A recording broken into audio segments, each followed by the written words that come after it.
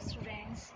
तो आज हम हमारे +1 क्लास केमिस्ट्री का 4th चैप्टर स्टार्ट करने जा रहे हैं, जिसका नाम है chemical bonding and molecular structure. Chemical bonding की बॉन्डिंग कैसे बनते हैं केमिकल्स के बीच में, और मॉलिक्यूलर स्ट्रक्चर की उसके मॉलिक्यूल्स के अंदर कैसा कैसा स्ट्रक्चर बना होता है। तो आओ आज हम लेट्स स्टार्ट आवर चैप्टर। तो फर्स्टली इन्होंने हमें वैसे ही सिंपल इंफॉर्मेशन दी हुई है कि there are about 114 different kinds of element which constitutes all matter. It is a well known fact that expect from noble gases. तो हम इससे आगे चलते हैं सीधा। तो हमने इसमें क्या है, firstly definition, the attractive force which hold together the constituents particle atom ion और molecule in a chemical species is known as chemical bond. पहले हमें बताना है कि केमिकल बॉन्ड किसको बोलते हैं। केमिकल बॉन्ड क्या होता है, जो ऐसी फोर्स जो दो पार्टिकल्स को आपस में क्या करके रखते हैं, बाइंड करके रखते हैं। कोई भी एटम्स हो, आयंस हो या मॉलिक्यूल हो, उन स्पीशीज़ को, केमिकल स्पीशीज़ को, उनके अंदर कोई ऐसी फोर्स जो उनको क्या करके रखे, बाइंड अप करके रखे, होल्ड करके रखे एक साथ, तो उसे हम क्या बोलते हैं, केमिकल बॉन्ड्स बोलते हैं। फिर कह रहे वाई डू एटम्स कंबाइन। हम एटम्स को कंबाइन ही क्यों करते हैं बेटा, आपको पहले भी पता है, क्योंकि जैसे कि हम उसके अंदर जो ऑक्टेट होता है, उसके जो इलेक्ट्रॉन कंप्लीट करने के लिए, उसे स्टेबल करने के लिए हम उसे क्या करते हैं, कंबाइन करके रखते हैं। ठीक है, तो देखते हैं क्या लिखा है इसमें। A number of attempts were made to explain the formation of chemical bond between atom in term of electrons. In 1916, Kozel and Lewis succeed independently in giving first successful explanation about the case of combination between atom based upon the understanding of electronic configuration of noble gases. तो बेटा noble gases कौन सी होती हैं, 18 group होता है जो हमारा 18 group, helium, neon, argon, xenon, krypton. ठीक है, ये सारी हमारे पास क्या होती है, नोबल गैसेस होती हैं। तो इसके अंदर हमने पहले अभी पिछले लेक्चर में इलेक्ट्रॉनिक कॉन्फ़िगरेशन की बात की थी। तो इसके अंदर क्या होता है, जो इसके बेटा इलेक्ट्रॉनिक कॉन्फ़िगरेशन है, मैं अभी आपको दिखाऊंगी कि क्या होता है उसके अंदर। तो ठीक है, इसमें देखिए, एटम्स ऑफ नोबल गैसेस है लिटल और not a density to combine with each other और with atoms of other element. This means that atom must be have stable electronic configuration. तो अभी उन्होंने बताया कि जो नोबल गैसेस होते हैं उनकी क्या होती है, इलेक्ट्रॉनिक कॉन्फ़िगरेशन पूरी होती है, उन्हें वो अब बिल्कुल स्टेबल होते हैं इलेक्ट्रॉनिक कॉन्फ़िगरेशन से, तो उन्हें बाइंड करने की ज़रूरत नहीं पड़ती किसी के साथ भी। तो ये देखो बेटा, जैसे कि हमारा 18 ग्रुप है, helium, neon, argon, krypton, xenon, radon. तो इसका ये क्या है, हमारे पास एटॉमिक नंबर है, जैसे हीलियम का 2 है, तो उसकी इलेक्ट्रॉनिक कॉन्फ़िगरेशन क्या बन जाएगी, 1s2। तो नियोन की 10 1s2 2s2 2p6, 18 की 1s2 2s2 2p6 3s2 3p6।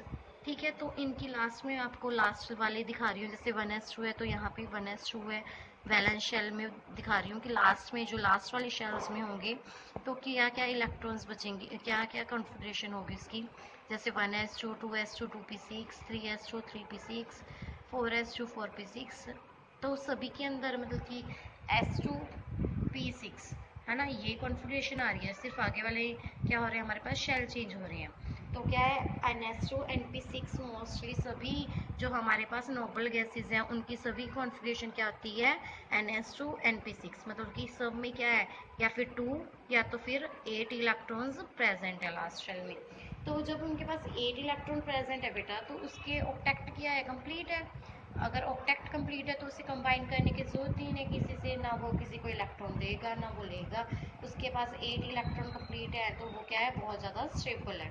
ठीक है बेटा, तो नेक्स्ट देखो,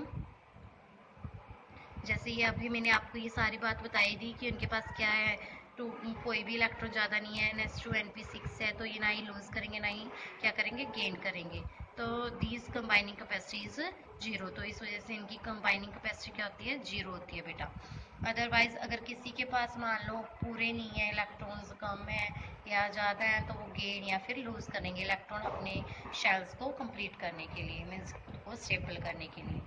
ठीक है, द टेंडेंसी और you arc of atoms or various element to attain stable configuration of 8 electron in their valence shell in cause of chemical combination। वही है बेटा, अभी मैंने बताया कि ये अपने आप की कॉन्फ़िगरेशन को स्टेबल करने के लिए तो वो अपने इलेक्ट्रॉन्स क्या करेंगे, वैलेंस शेल के अंदर 8 इलेक्ट्रॉन्स को कंप्लीट करेंगे। मान लो आप खाना खा रहे हो, है ना, आपके पास 3 रोटी है, आप उनमें से 2 ही रोटी खाते हो, तो आप क्या करोगे, एक रोटी किसी को दे दोगे। अगर आप 2 रोटी से आपका पेट भरता है, मान लो आप 1 रोटी लेके गए हो, तो क्या करोगे, आप 1 रोटी किसी से मांगोगे कि ताकि आप क्या हो जाओ, अच्छे से पेट आपका भर जाए, है ना। तो अपने आप को आप स्टेबल करना चाहोगे कि हम रोज़ 2 रोटी खाते हैं तो हमें रोज़ 2 ही मिले। तो ये तो नहीं चाहोगे कि आपके खाने में या फिर 1 आए या फिर 3 आए। अगर 1 आएगी तो आपको कम रह जाएंगी, अगर आपके पास 3 रोटी आ रही हैं तो आपके लिए ज़्यादा होंगी। तो उसी अकॉर्डिंग बेटा इनके पास है, ये क्या चाहते हैं, हमारे पास या तो 2 ही रहे या 8 रहे या फिर 8 रहे या 16 हो। ठीक है, तो इस वजह से उनके ऑक्टेट रूल क्या होता है कि उनके पास 8 इलेक्ट्रॉन्स कंप्लीट हों। अगर वो 8 से 6 रह रहे हैं तो वो 2 इलेक्ट्रॉन्स को क्या करेंगे, गेन करेंगे। ठीक है बेटा, अगर वो क्या हो रहे हैं, ज़्यादा हो रहे हैं, मान लो 8 से ज़्यादा हो रहे हैं इलेक्ट्रॉन्स, तो वो क्या करेंगे, उसे लूज करेंगे।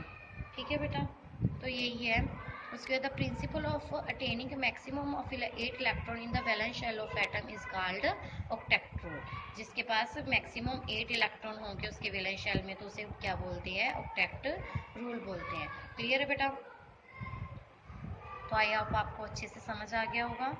और जितने ज़्यादा बेटा 8 इलेक्ट्रॉन्स होंगे उतना ही बहुत ज़्यादा स्टेबल होगा और उतनी ही मिनिमम एनर्जी उसे चाहिए होती है। ठीक है बेटा, ये उसके आगे एनर्जी का केस आ जाएगा कि जितनी ज़्यादा वो स्टेबल होगा उतनी ही लेस एनर्जी उसे चाहिए होगी।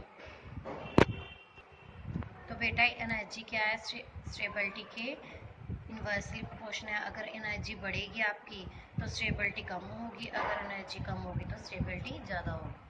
ओके, थैंक यू बेटा।